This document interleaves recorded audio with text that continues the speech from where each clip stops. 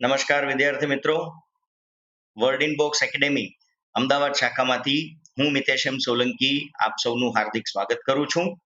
મિત્રો, આજનો વિષય તમે જોઈ રહ્યા છો સ્ક્રીન ઉપર. આજે પણ હું તમને એક મહત્વનો કેસ ભણાવવા જઈ રહ્યો છું, શંકરી પ્રસાદ કેસ 1951. આ અગાઉ પણ મેં એક સરસ મજાનો કેસ બેરુબારી યુનિયનનો કેસ તમને લોકોને સમજાવેલો છે.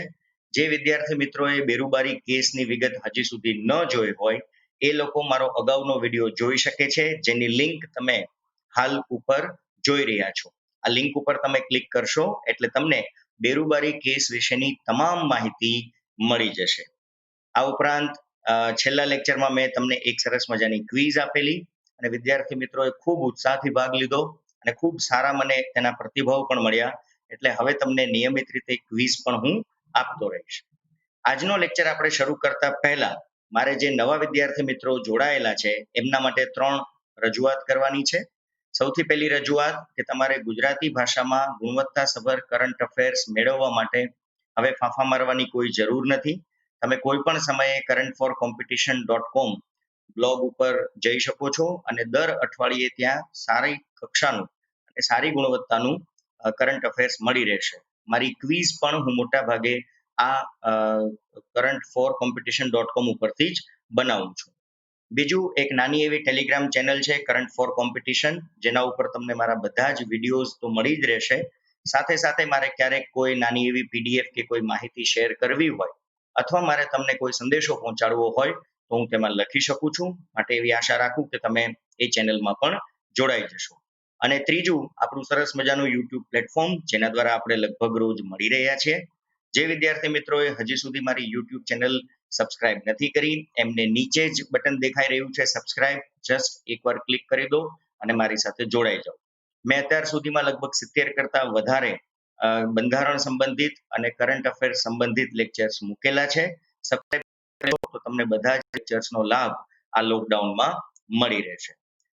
તો મિત્રો, હવે શરૂ કરીએ આપણે આજનો લેક્ચર, શંકરી પ્રસાદ કેસ.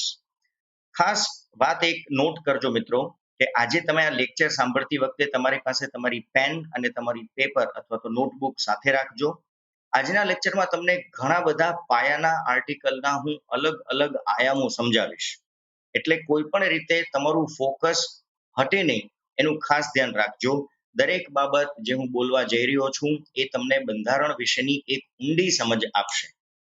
આજનું લેક્ચર સમજવા માટે તમારી પાસે કેટલીક પ્રાથમિક માહિતી હોવી જરૂરી છે, જે પાયાની માહિતી છે. જેમ કે શંકરી પ્રસાદના કેસને સમજવા માટે તમને આર્ટિકલ નંબર 31 શું છે તે ખબર હોવી જોઈએ. આર્ટિકલ નંબર 19 1F શું છે એ ખબર હોવી જોઈએ. આર્ટિકલ નંબર 31A શું છે એ ખબર હોવી જોઈએ. એવી જ રીતે 31B, આર્ટિકલ 13 અને આર્ટિકલ 368. જે વિદ્યાર્થી મિત્રોને આ 6 આર્ટિકલની જોગવાઈઓ ન સમજાય એના માટે શંકરી પ્રસાદનો કેસ સમજવો થોડો મુશ્કેલ છે. હું અત્યારે તમને ટૂંકમાં 6 આર્ટિકલની જોગવાઈ સમજાવી દઉં છું. વિસ્તૃત ચર્ચા આપણે લેક્ચર દરમિયાન કરશું. આર્ટિકલ 31 જ્યારે હતો, હવે નથી. અને બીજી એક વાત ખાસ અહીંયા કહેવી જરૂરી છે, આ આપણે 1951માં બેઠા બેઠા ભણીએ છીએ એવું વિચારજો. હાલની તારીખે આર્ટિકલ 31 ભાગ 3માં નથી, પણ જ્યારે ત્યાં હતો ત્યારની વાત છે. તો આર્ટિકલ 31 ત્યારે એવું કહેતો કે કોઈ પણ વ્યક્તિ પાસેથી રાજ્ય સરકાર એટલે કે રાજ્ય સત્તાનો ઉપયોગ કરીને સંપત્તિ છીનવી શકે નહીં. એટલે સંપત્તિનું રક્ષણ કરતો આ એક કાયદો હતો, જે હવે નથી. હાલમાં આ કાયદો ભાગ 12માં 300A તરીકે કાયદાકીય અધિકાર તરીકે જોવા મળે છે. પરંતુ આ વાત છે આર્ટિકલ 31. આર્ટિકલ 19(1)F એવું કહેતો કે કોઈ પણ વ્યક્તિ પોતાની ખાનગી સંપત્તિ ધરાવી શકે છે અને એ એનો મૂળભૂત અધિકાર છે. તો 19 નંબરનો આર્ટિકલ તમને સંપત્તિ ધરાવવાનો અધિકાર આપે છે, ત્યારે 31 નંબરનો આર્ટિકલ તમારી સંપત્તિ રાજ્ય છીનવી ન શકે એવું રક્ષણ આપતો આ એક કાયદો હતો. આર્ટિકલ 31A અને 31B એ આજના કેસના રૂટ કોઝ છે. જ્યાંથી શંકરી પ્રસાદ કેસનો જન્મ થયો એ 2 આર્ટિકલ એટલે 31A અને 31B. આર્ટિકલ નંબર 31A એવું કહે છે કે રાજ્ય કેટલીક વિશેષ પરિસ્થિતિમાં ચોક્કસ શરતોને આધીન ખાનગી જમીનનું સંપાદન કરી શકે છે. આ ભારતના બંધારણના પ્રથમ સુધારા દ્વારા દાખલ કરવામાં આવેલો પહેલો આર્ટિકલ હતો આર્ટિકલ 31A. અને સાથે સાથે બીજો પણ એક આર્ટિકલ ઉમેરી દેવામાં આવ્યો જેનો ક્રમાંક હતો આર્ટિકલ 31B. અને 31B જે છે એ એક રીતે ડિક્લેરેશન હતું. અને ડિક્લેરેશન શું હતું? એ ડિક્લેરેશન એવું કહે છે કે આર્ટિકલ 31A ની મદદથી સરકાર જમીન સંબંધિત જે કોઈ પણ કાયદા બનાવશે તે કાયદા અનુસૂચિ 9માં દાખલ કરવામાં આવશે અને અનુસૂચિ 9 ની અંદર રહેલા જમીન સંપત્તિ અને સંપાદન સંબંધિત જે કાયદાઓ છે તે બધા જ કાયદાઓ ન્યાયિક સમીક્ષામાંથી બાકાત રહેશે. મતલબ કે અનુસૂચિ 9 ની અંદર મુકાયેલા કાયદાઓને તમે કોર્ટમાં પડકારી શકશો નહીં. જે વિદ્યાર્થી મિત્રોએ અનુસૂચિ 9 ઉપરનો મારો લેક્ચર ન જોયો હોય એમને મારો ખાસ આગ્રહ રહેશે કે અત્યારે ઉપર તમે જે લિંક જોઈ રહ્યા છો ત્યાંથી તમને અનુસૂચિ 9 સ્પેશિયલ લેક્ચર મળશે. અને અનુસૂચિ 9 તમે સમજશો તો શંકરી પ્રસાદનો કેસ પણ તમને સમજવામાં વધારે મજા આવશે. એટલે 31A અને 31B એ આજના કેસના મૂળ કારણો છે. સાથે સાથે તમારે સમજવો પડશે આર્ટિકલ નંબર 13. હવે 13 નંબરનો આર્ટિકલ વર્ગ 3માં તો માત્ર એક જ લાઈનમાં ભણાવી દેવામાં આવે છે, પરંતુ હકીકતમાં આર્ટિકલ 13માં કુલ 4 જોગવાઈઓ છે. અત્યારે હું તમને ચારે ચાર જોગવાઈઓ વિશે વાત નહીં કરું, પરંતુ જેમ જેમ આપણે કેસમાં આગળ વધશું એમ મારે તમને આર્ટિકલ નંબર 13.1, 13.2, 13.3 અને 13.4 આ ચારે ચાર જોગવાઈઓ સમજાવવી પડશે. તો આપણે એની ચર્ચા ત્યારે કરશું. અને આર્ટિકલ નંબર 368 એવું કહે છે આ ચુકાદા અનુસાર કે આર્ટિકલ 368 સંસદને બંધારણમાં સુધારા કરવાની સત્તા આપે છે. શું ખરેખર આ સ્ટેટમેન્ટ સાચું છે કે ખોટું છે એની ચર્ચા આપણે પછી કરશું, પરંતુ આજના લેક્ચરને સમજવા માટે આ 6 આર્ટિકલની સમજણ હોવી જરૂરી છે. હવે આપણે શરૂ કરીએ છીએ શંકરી પ્રસાદ કેસ 1951. કેસ શરૂ કરતા પહેલા હું તમને આપી દઉં કેટલીક પ્રાથમિક માહિતી. તો સૌથી પહેલા તો તમને એ ખબર હોવું જોઈએ કે શ્રી શંકરી પ્રસાદ સિંઘ દેવ વિરુદ્ધ ભારત સંઘ અને બિહાર રાજ્ય તેમજ અન્ય રાજ્ય એવું આ કેસનું ટાઇટલ છે.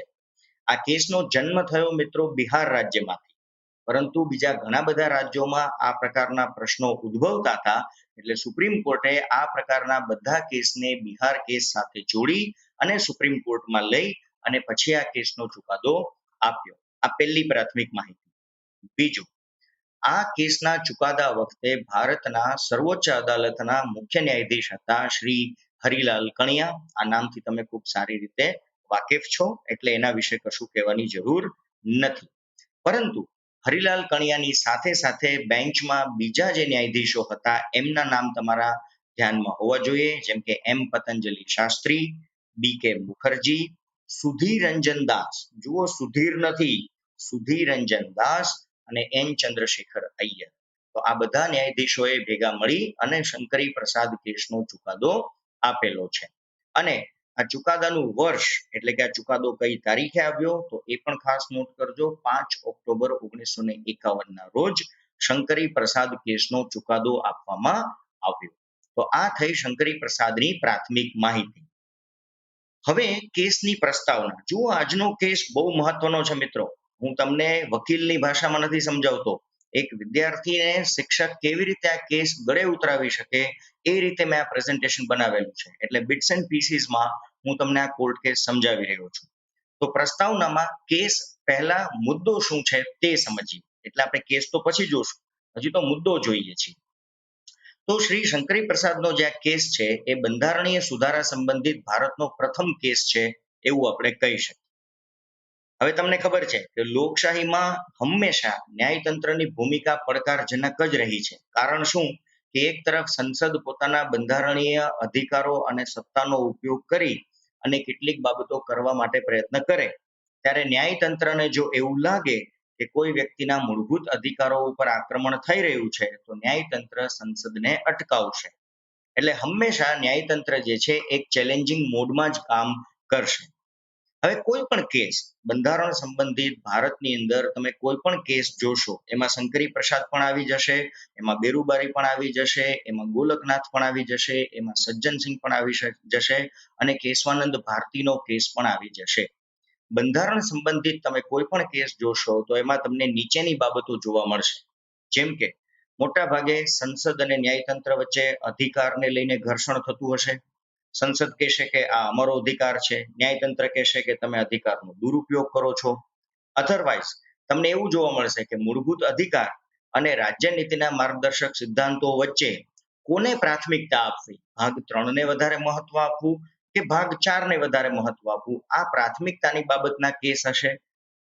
અથવા તો આર્ટિકલ નંબર 13 અને આર્ટિકલ નંબર 368 આ બેમાં વધારે શક્તિશાળી આર્ટિકલ કયો, એવી બાબત તમને કોર્ટમાં જોવા મળશે. અને છેલ્લે કે સામાન્ય રીતે કોર્ટમાં જેટલા કેસીસ જશે બંધારણ સંબંધિત, એમાં ક્યાંક ને ક્યાંક આર્ટિકલ નંબર 13, 14, 19 અને 31 ની ચર્ચા તમને વધારે જોવા મળશે. તો આ ચારમાંથી મોટા ભાગે એક બાબત સંબંધિત કેસ હંમેશા તમને જોવા મળશે. આગળ વધીએ તો પરીક્ષાલક્ષી કેસ. તો પહેલા આપણે જોઈ લઈએ બંધારણીય ઢાંચા સંબંધિત માહિતી. કેમ કે આ જે કેસ આપણે ભણવા જઈ રહ્યા છે એ બંધારણના ઢાંચામાં ફેરફાર કરવાનો એક પ્રયત્ન ગણવામાં આવેલો છે. તો સૌથી પહેલો પ્રશ્ન અને માહિતી એ હોવી જોઈએ કે ભાઈ બંધારણીય ઢાંચો એટલે શું? આ આપણો પ્રશ્ન છે. તો મિત્રો સૌ પહેલા નોટ કરી લો કે બંધારણના મૂળભૂત ઢાંચાની કોઈ વ્યાખ્યા કોઈ કાયદાના પુસ્તકમાં કે કોઈ બંધારણમાં કોઈ પણ જગ્યાએ આપેલી નથી. તો પછી આ નક્કી કોણ કરે કે કેસ બંધારણીય ઢાંચાને સ્પર્શે છે કે નહીં? તો યાદ રાખજો, બંધારણના રક્ષક તરીકે આ જવાબદારી સુપ્રીમ કોર્ટની છે. એટલે કયો મુદ્દો બંધારણીય ઢાંચાનો સ્પર્શ કરે છે કે નથી કરતો, એ નિર્ણય બંધારણ નથી લેતું, એ નિર્ણય સુપ્રીમ કોર્ટ લે છે. હવે બંધારણ જ્યારે બન્યું ત્યારે આવા કોઈ શબ્દનું અસ્તિત્વ જ હતું નહીં. બંધારણીય ઢાંચો જે શબ્દ છે એ બંધારણ બનાવતી વખતે ક્યારેય કોઈએ વિચારેલું નહોતું. બંધારણીય ઢાંચા શબ્દનો જન્મ તમે એવું કહી શકો કે કેશવાનંદ ભારતીના કેસથી એ શબ્દ વધારે પ્રચલિત થયો. એટલે કેશવાનંદ ભારતી જ્યારે હું તમને ભણાવીશ ત્યારે આપણે વાત કરશું ફરી પાછી કે આ બંધારણીય ઢાંચો શું છે. પરંતુ હાલ આપણે 2020માં બંધારણીય ઢાંચાને શબ્દને સમજવાનો એક પ્રયત્ન કરીએ છીએ.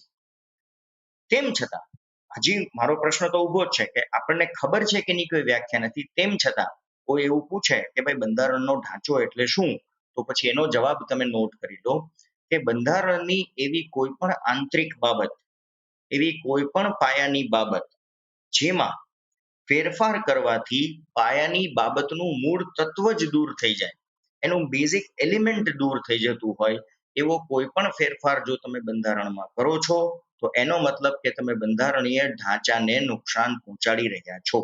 આવો એનો એક સીધો સાદો અર્થ આપણે કાઢી શકીએ. ઉદાહરણ તરીકે તમે લોકશાહીમાંથી બીજા કોઈ પણ પ્રકારની રાજ્ય વ્યવસ્થા કરવા જાઓ છો તો એ તમે બંધારણના મૂળભૂત સ્વભાવને સ્પર્શી ગયા. આપણા ભારતનું જે સંઘીય લક્ષણ છે, જે ફેડરલિઝમ છે, એને સંબંધિત તમે કોઈ ફેરફાર કરવા જાઓ છો તો એ બંધારણીય ઢાંચાને સ્પર્શતો મુદ્દો કહી શકાય. ભારત દેશ એ પંથ નિરપેક્ષ દેશ છે. જો તમે કોઈ પંથને મહત્વ આપવાનો પ્રયત્ન કરો તો તમે બંધારણના મૂળભૂત ઢાંચાને સ્પર્શો છો એવું કહી શકાય. કેન્દ્ર અને રાજ્ય વચ્ચે જે સત્તાનું વિભાજન છે એમાં બહુ મોટા ભાગે સંતુલન કરેલું છે. પરંતુ જો સંસદ કેન્દ્રને વધારે શક્તિશાળી બનાવવાનો પ્રયત્ન કરે, રાજ્યને નબળા કરવાનો પ્રયત્ન કરે તો એ પણ બંધારણીય ઢાંચાને સ્પર્શતી બાબત છે. આ એવા કેટલાક ઉદાહરણ છે જેનાથી તમારા મગજમાં એ બેસી જાય કે કયો મુદ્દો બંધારણીય ઢાંચાનો હોઈ શકે, કયો મુદ્દો બંધારણીય ઢાંચાનો ન હોઈ શકે. તો આ બધી પ્રાથમિક માહિતી છે. આનાથી હું તમારું એક માનસિક ઘડતર કરી રહ્યો છું આ કેસને સમજવા માટે. હવે આવે છે આપણો કેસ કે ભાઈ શા માટે પ્રથમ બંધારણીય સુધારો કરવામાં આવ્યો. 1950માં તો આપણું બંધારણ લાગુ થયું 26 જાન્યુઆરીએ અને 1951માં તો સુધારો આવી ગયો. તો પછી આ પ્રથમ બંધારણીય સુધારો એક જ વર્ષમાં કરવાની જરૂર શા માટે પડી? તો પહેલા તો આપણને એ મૂળ ખબર હોવી જોઈએ. તો મિત્રો 1950 પછી આપણું બંધારણ લાગુ થયા પછી અલગ અલગ જે રાજ્યો હતા ભારતના, એ દરેક રાજ્યએ જમીન સુધારણાના કાયદા બનાવવાની શરૂઆત કરી. અને આ જમીન સુધારણાના જે કાયદાઓ હતા એ કાયદા અંતર્ગત આપણી જે સામ્યવાદી વિચારધારા છે, જે સમાજવાદી વિચારધારા છે, એને મહત્વ આપવા માટે આપણે એવો પ્રયત્ન કરતા હતા કે જે જમીનદારી પ્રથા છે, જે જમીનદારો છે જેમની પાસે લાખો વીઘા જમીન છે, જેને લીધે શોષણ થાય છે, તો આવા જમીનદારો પાસેથી જમીનને લઈ લેવી અને એ જમીન એ ખેતર ઉપર જે લોકો કામ કરે છે એમને આપવી. એટલે જે ખેડૂત ખેતી કરે જમીન ઉપર એને પણ જમીન મળે એવો આપણા દેશનો ઉદ્દેશ હતો. એટલે એક શબ્દ પણ તમે કદાચ સાંભળેલો હશે, ખેડે તેની જમીન. તો આ એક સારું ઇન્ટેન્શન હતું કે એક જ માલિક લાખો વીઘાનો માલિક હોય એના કરતા તમે લાખો માલિક ઊભા કરો. એટલે જેની પાસે જમીન છે એની પાસેથી જમીન લેવી હોય તો તમારે કંઈક કાયદો બનાવવો પડે. જમીન પડાવી તો ન લઈ શકાય. એટલે જમીન સુધારણાના કાયદાઓ બનવા માંડ્યા. આ કરવા પાછળનું કારણ શું હતું? તો કે ભાઈ એક માલિક લાખો વીઘા ધરાવે એના કરતા હજારો માલિકો ઊભા થાય તો ભારતની અંદર જે અલગ અલગ રાજ્યોમાં આર્થિક અસમાનતા રહેલી છે એ આર્થિક અસમાનતા દૂર થાય. અને આ હેતુથી જ દરેક રાજ્યએ જમીન સુધારણાના કાયદાઓ પણ બનાવવાનો પ્રયત્ન કર્યો. અને એનાથી થાય શું? એનાથી જમીનદારી પ્રથા, જે વર્ષોથી તમને ખબર છે બ્રિટિશ રાજથી આપણે જમીનદારી પ્રથાથી હેરાન થતા આવતા હતા, તો એ જમીનદારી પ્રથાને આપણે નાબૂદ કરી શકીએ અને નાના નાના ખેડૂતોને આપણે જમીનના માલિક બનાવીએ તો એ લોકો આર્થિક રીતે સદ્ધર થાય અને ભારતની અંદર આર્થિક અસમાનતા દૂર થાય. આવા એક સારા ઉદ્દેશ્ય સાથે આપણે આ બંધારણીય સુધારો કરવાનો પ્રયત્ન કર્યો. હવે સરકારના આ જે કાયદાઓ બન્યા જેનાથી જમીનદારોની જમીન છીનવાઈ જવાની શરૂઆત થઈ, એટલે સીધી વસ્તુ છે કે જમીનદારો જે છે એનો એક આખો વર્ગ નાખુશ થઈ ગયો. સ્વાભાવિક વાત છે, મારી માલિકીની વસ્તુ કોઈ સરકાર મારી પાસેથી છીનવી લે તો મને પહેલી દ્રષ્ટિએ ગમશે નહીં. એટલે હવે શું થયું કે અલગ અલગ રાજ્યોમાં જમીન સુધારણાના જે કાયદાઓ હતા એની બાબતમાં હાઈકોર્ટમાં કેસીસ થવા માંડ્યા. દરેક રાજ્યનો કાયદો હતો એટલે દરેક રાજ્યની હાઈકોર્ટમાં જમીનદારો દ્વારા કેસ કરવામાં આવ્યા કે ભાઈ આ જે કાયદો છે એ દમનકારી કાયદો છે, તમે અમારી જમીન છીનવી રહ્યા છો. હવે આમાં બન્યું એવું કે કેટલાક રાજ્યોએ જમીન સુધારણાને વ્યાજબી ઘોષિત કર્યું. જેમ કે બિહાર, જ્યાંથી આપણો આજનો કેસ જન્મ લે છે, બિહારમાં જમીન સુધારણાનો કાયદો સ્વીકારી લેવામાં આવ્યો હતો. રાજ્યએ કીધું કે કાયદો બરાબર છે, જમીનદારોએ જમીન આપી દેવી જોઈએ. એવી જ રીતે ઉત્તર પ્રદેશ, એવી જ રીતે મધ્યપ્રદેશ, આ બધા રાજ્યોએ એવું કહ્યું કે ભાઈ રાજ્યએ જે જમીન સુધારણાનો કાયદો બનાવ્યો છે એ બરાબર છે.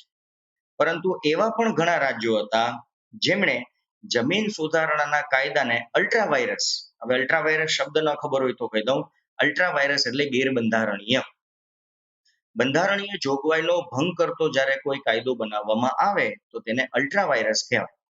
તો બીજા કેટલાક રાજ્યો હતા એમણે જમીન સુધારણાના કાયદાને અલ્ટ્રાવાયરસ કહી દીધો, એટલે કે ગેરબંધારણીય કહી દીધો. હવે અહીંથી જ પૃષ્ઠભૂમિ તૈયાર થાય છે શંકરી પ્રસાદ કેસ. ધ્યાનથી સાંભળજો મિત્રો, આ મેં તમને કેસ બનાવતી વખતે મારે ખુદને ખૂબ મહેનત પડી છે કે મારે તમને કેવી રીતે સમજાવવું, કેમ કે અલગ અલગ એંગલથી આ કેસ જોવાનો છે. તો હવે હું તમને એની પૃષ્ઠભૂમિ સમજાવું છું. તમે બધા મિત્રો વર્ગ 3માં એક વસ્તુ સાંભળો જ છો કે શરૂઆતમાં જ્યારે આર્ટિકલ 19 લખવામાં આવ્યો ત્યારે તેમાં કુલ 7 પ્રકારની મૂળભૂત સ્વતંત્રતા હતી, જે હું તમને અત્યારે યાદ કરાવી દઉં છું. જેમાંની 19(1)A તમને વાણી અને વિચારની અભિવ્યક્તિનો અધિકાર આપે છે. 19(1)B શાંતિપૂર્વક હથિયાર વગર એકઠા થવાની સ્વતંત્રતા આપે છે. 19(1)C સંઘ કે મંડળ કે સહકારી મંડળીની રચના કરવાની સ્વતંત્રતા આપે છે. 19(1)D ભારતમાં ગમે ત્યાં મુક્તપણે હરવા ફરવાની સ્વતંત્રતા આપે છે. 19(1)E ભારતમાં કોઈ પણ જગ્યાએ તમે સ્થિર થઈ શકો છો. 19(1)F જે હવે રદ થઈ ગયેલો છે, પણ આ વાત કરું છું 1951ની, કે વ્યક્તિ ખાનગી સંપત્તિ ધરાવી શકે છે, આ તેનો અધિકાર છે. અને 19(1)G કે વ્યક્તિ પોતાની મનપસંદ ઈચ્છા મુજબનો વ્યવસાય કરી શકે છે. આમાંથી આપણો જે 19(1)F ખાનગી સંપત્તિ ધરાવવાનો અધિકાર જે છે એ 44માં બંધારણીય સુધારા દ્વારા વર્ષ 1978માં દૂર કરી દેવામાં આવ્યું. આ તમે જાણો છો. પરંતુ આ 6 મૂળભૂત સ્વતંત્રતા હવે જે છે એ આજે તમને ઉપયોગી નીવડશે. હવે શરૂ થાય છે શંકરી પ્રસાદ કેસ. પ્રથમ બંધારણીય સુધારો જે ભારત સરકારે કર્યો એના લીધે બંધારણમાં કુલ 3 બાબતો ઉમેરવામાં આવી. પહેલું આર્ટિકલ 31A, બીજું આર્ટિકલ 31B, ત્રીજું અનુસૂચિ 9. હવે આ આર્ટિકલ 31 એ જે છે એ એવું કે છે કે વિશેષ પરિસ્થિતિમાં રાજ્ય ખાનગી જમીનનું સંપાદન કરી શકશે. આવો એક સુધારો કરી અને આપણે આર્ટિકલ દાખલ કર્યું.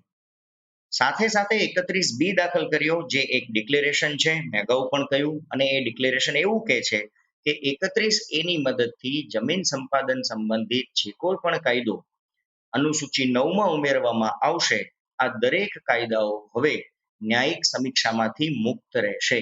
મતલબ કે 31A ની મદદથી ઉમેરાયેલા કાયદાઓને ન્યાયતંત્રમાં પડકારી શકાશે નહીં. આ પ્રકારનો પહેલો સુધારો આપણી ભારત સરકારે કર્યો. તો પછી પડકારવામાં શું આવ્યું? તો બિહારના શંકરી પ્રસાદે જે બાબતોને પડકારી હતી એ ધ્યાનથી સાંભળી લો તો જ કેસ સમજાશે.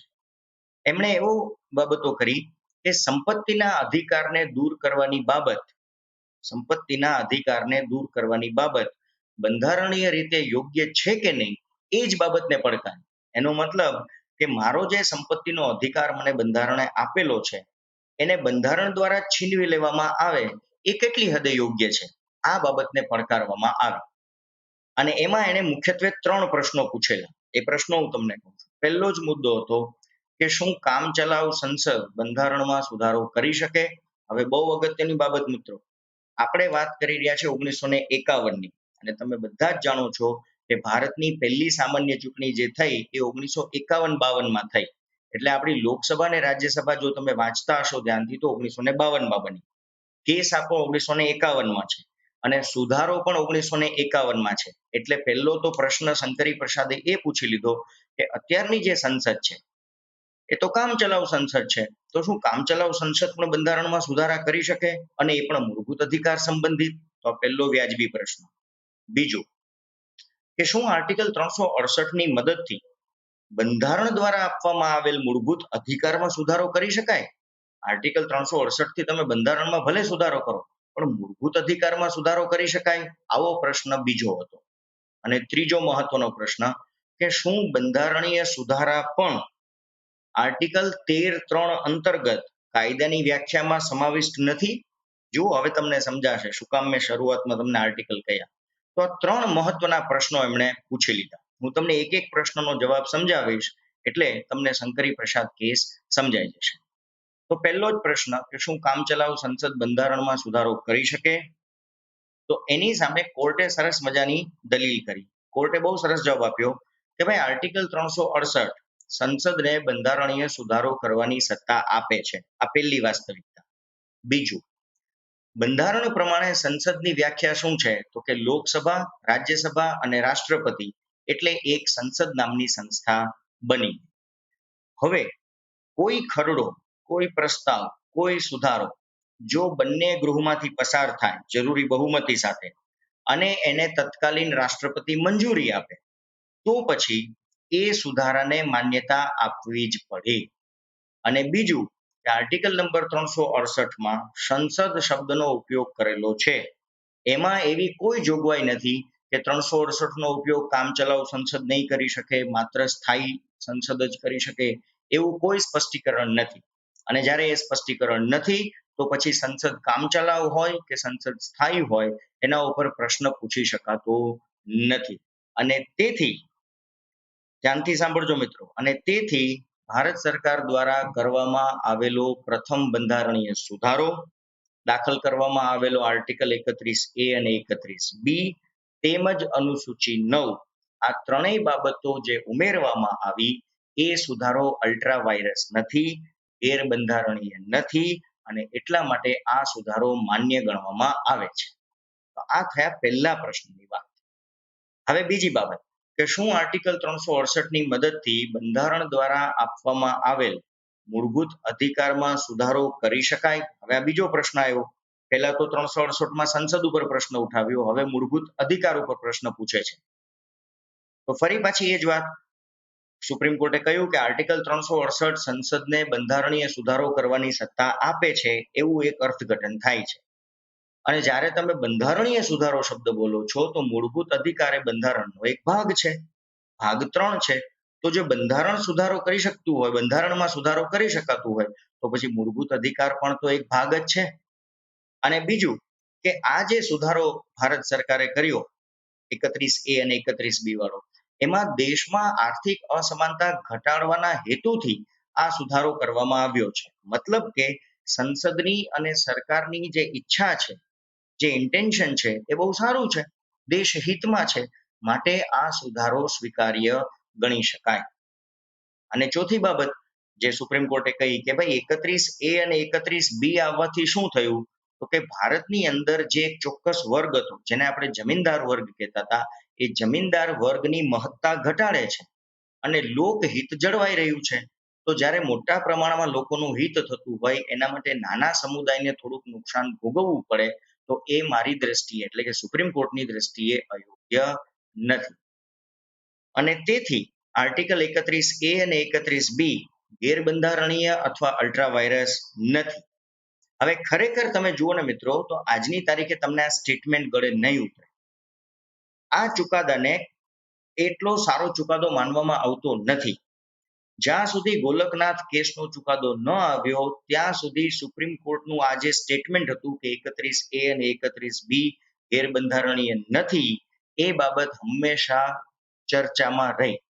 ગોલકનાથ ચુકાદો જ્યારે આવ્યો, ત્યાર પછી આમાં સુધારો કરવામાં આવ્યો. આ વાત હું તમને ગોલકનાથ વખતે સમજાવીશ, પણ અત્યારે શંકરી પ્રસાદના કન્ટિન્યુએશનમાં મેં તમને ખાલી હિન્ટ આપી દીધી.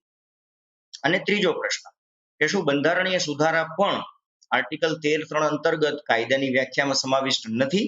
આવો ત્રીજો પ્રશ્ન શંકરી પ્રસાદે પૂછેલો. તો સૌથી પહેલા તો મારે તમને આખો આર્ટિકલ 13 સમજાવવો પડશે, પછી આપણે ઉપરના પ્રશ્નનો જવાબ સમજીએ. તો આર્ટિકલ 13(1) શું કહે છે? આર્ટિકલ 13(1) એવું કહે છે કે બંધારણ લાગુ થતા પહેલા ભારતની અંદર જે કોઈ પણ કાયદા હતા, એ કાયદાને જો આપણે ચાલુ રાખવા હોય, તો એ ધ્યાન રાખવાનું કે એ આપણા મૂળભૂત અધિકારોનો ભંગ કરતા હોવા જોઈએ નહીં. એનો અર્થ એવો થયો કે બંધારણ લાગુ થતા પહેલા જે કોઈ પણ કાયદા હતા, જો એ બંધારણ લાગુ થયા પછી કોઈ વ્યક્તિના મૂળભૂત અધિકારનો ભંગ કરતા હશે, તો તે અલ્ટ્રા વાયરસ ગણાશે અને કોર્ટ એવા કાયદાઓને રદ કરી દેશે. આ થયો આર્ટિકલ 13(1). આર્ટિકલ 13(2) એવું કહે છે કે બંધારણ પછીનો કાયદો, એટલે કે બંધારણ બની ગયા પછી જો કોઈ કાયદો નાગરિકના મૂળભૂત અધિકારનો ભંગ કરતો હશે, તો તે પણ અલ્ટ્રા વાયરસ ગણાશે. એટલે એવા કાયદાઓને પણ રદ કરી દેવામાં આવશે. એટલે 31A અને 31B એ બંધારણ બની ગયા પછીના કાયદા છે. અને એ કયો તમારો મૂળભૂત અધિકારનો ભંગ કરે છે? સંપત્તિ ધરાવવાના અધિકારનો ભંગ કરે છે. આ જ આર્ટિકલનો આધાર લઈ અને શંકરી પ્રસાદે આ કેસ દાખલ કરેલો હતો. આર્ટિકલ 13માં કાયદાની વ્યાખ્યા આપેલી છે કે ભાઈ કાયદો એટલે શું? તો આર્ટિકલ 13(3) એવું કહે છે કે કાયદો એટલે કોઈ પણ નિયમ, કોઈ પણ અધિનિયમ, કોઈ પણ ઉપનિયમ, કોઈ પણ હુકમ, વટહુકમ, જાહેરનામું, કોઈ પણ સામાજિક પ્રથા, કોઈ પણ સામાજિક રૂઢિ, આ બધી જ બાબતો કાયદાની વ્યાખ્યામાં આવી જશે. આ ત્રીજી બાબત ખાસ યાદ રાખજો. 13(2) અને 13(3) ના આધારે આપણે આખો કેસ સમજવા જઈ રહ્યા છે.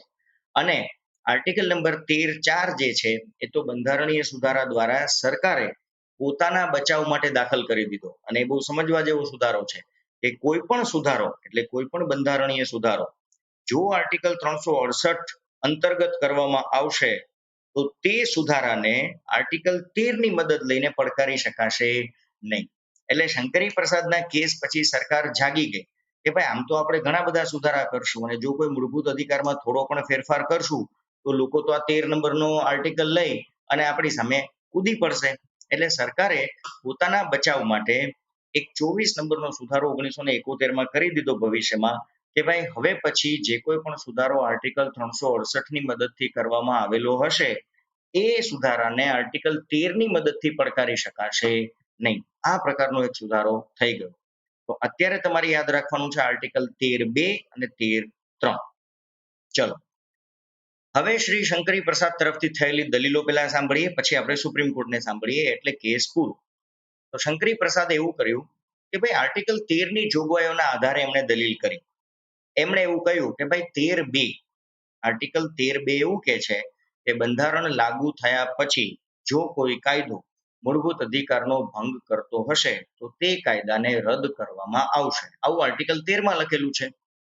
અને 13(3) માં એમણે એવું કહ્યું કે ભાઈ 13(3) કાયદાની વ્યાખ્યા આપેલી છે, જે હમણાં આપણે જોઈ કાયદો, નિયમ, ઉપનિયમ, અધિનિયમ, જાહેર હુકમ, વટહુકમ, બધા જ કાયદા છે. તો પછી બંધારણીય સુધારો જે ભારત સરકારે કર્યો એ પણ એક કાયદો જ કહેવાય. અને એટલા માટે આ દલીલના આધારે એમણે એવું કીધું કે 13(2) જે વાત કહેવામાં આવેલી છે કે મારા મૂળભૂત અધિકારનો ભંગ થતો હશે તો એ કાયદો રદ થશે. તો 31A અને 31B એ મારા મૂળભૂત અધિકારનો, સંપત્તિના અધિકારનો ભંગ કરે છે, માટે એ બંને કાયદા રદ થઈ જવા જોઈએ. અને બીજું એમણે કીધું કે રાજ્ય શબ્દમાં સંસદનો સમાવેશ થઈ જાય છે અને કાયદા શબ્દમાં બંધારણીય સુધારાનો સમાવેશ થઈ જાય છે. એટલે 13(2) અને 13(3) એ સોલિડ સપોર્ટ કરે છે મારી દલીલને કે 31A અને 31B એ ગેરબંધારણીય છે અને માટે આ બંને કાયદાને દૂર કરી દેવા જોઈએ. એટલે મેં કહ્યું એ પ્રમાણે કે આ દલીલ ત્યાં સુધી ચર્ચામાં રહી જ્યાં સુધી ગોલકનાથ કેસનો ચુકાદો ન આવ્યો. એટલે હવે આના પછીનો કેસ મારે તમને ગોલકનાથ જ ભણાવવો પડશે, તો જ તમને શંકરી પ્રસાદ અને ગોલકનાથ વચ્ચેના સંબંધો સમજાશે. તો સુપ્રીમ કોર્ટે શું દલીલ કરી હવે એ સાંભળીએ. એનાથી રસપ્રદ છે, જેને લીધે આ કેસ બહુ ચર્ચિત રહ્યો. એના જવાબ આવશે અહીંયા. આર્ટિકલ 13(3) વ્યાખ્યામાં જ્યાં કાયદાની વ્યાખ્યા આપેલી છે એમાં સુપ્રીમ કોર્ટે એવું કહ્યું કે એ વ્યાખ્યામાં બંધારણીય સુધારાનો સમાવેશ ન થાય. આ સુપ્રીમ કોર્ટે દલીલ કરી. 13(3) એમણે એવું પણ કહ્યું કે 13(3) જે કાયદાની વ્યાખ્યા આપવામાં આવેલી છે એ સામાન્ય અને વહીવટી કાયદાઓને લાગુ પડે છે. બંધારણીય સુધારા નામના શબ્દને 13(3) વ્યાખ્યા લાગુ પડતી નથી. તેથી જોજો, હવે સાંભળજો. તેથી કોઈ પણ બંધારણીય સુધારો જો કોઈ નાગરિકના મૂળભૂત અધિકારને ઘટાડતો હોય તો પણ તે બંધારણીય સુધારો માન્ય જ રહેશે. એનો અર્થ કે 31A અને 31B એ તમારા સંપત્તિના અધિકારને છીનવી લે છે, તેમ છતાં એ સુધારો માન્ય ગણાશે, અલ્ટ્રાવાયરસ નહીં ગણાય, કારણ કે 13(3) વ્યાખ્યા પ્રમાણે જે કાયદો છે એમાં બંધારણીય સુધારાનો સમાવેશ કરી શકાય નહીં.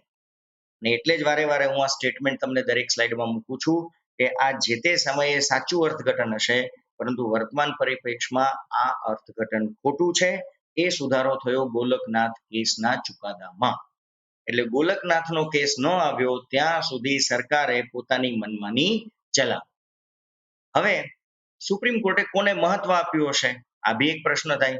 તો હંમેશા જ્યારે મૂળભૂત અધિકાર અને રાજ્યનીતિના માર્ગદર્શક સિદ્ધાંતોની વાત આવે તો બેમાંથી તમારે કોઈને એકને મહત્વ આપવું પડે. કારણ શું છે કે મૂળભૂત અધિકાર એ તમને અને મને ઉપયોગી છે, એ આપણા અધિકાર છે.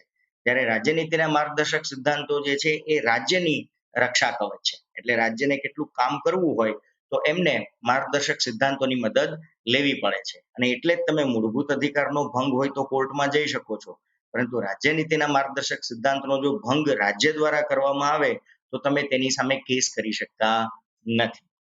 અને બીજું કે સુપ્રીમ કોર્ટે જે તે સમયે નિર્ણય લેતી વખતે એવું વિચાર્યું હશે કે આર્થિક અસમાનતા દૂર કરતો આ સુધારો છે, તેથી અહીંયા શંકરી પ્રસાદના કેસમાં મૂળભૂત અધિકાર કરતા રાજ્યનીતિના માર્ગદર્શક સિદ્ધાંતોને વધારે મહત્વ આપ્યું કે ભાઈ સરકાર સારું કરવા ઈચ્છે છે, જમીનદારી પ્રથા દૂર કરવા ઈચ્છે છે, એમાં કેટલાક લોકોની જમીન એમને ગુમાવવાનો વારો આવે છે તો ભલે આવતો, તો એમના કેટલાક લોકોના મૂળભૂત અધિકારોની રક્ષા માટે મોટાભાગના લોકોને જમીન વિહોણા રાખવા એના કરતા મોટાભાગના લોકોને જમીનના માલિકો બનાવી દેવાય અને કેટલાક લોકોના મૂળભૂત અધિકારોનો ભંગ થતો હોય તો એ સ્વીકારી શકાય છે.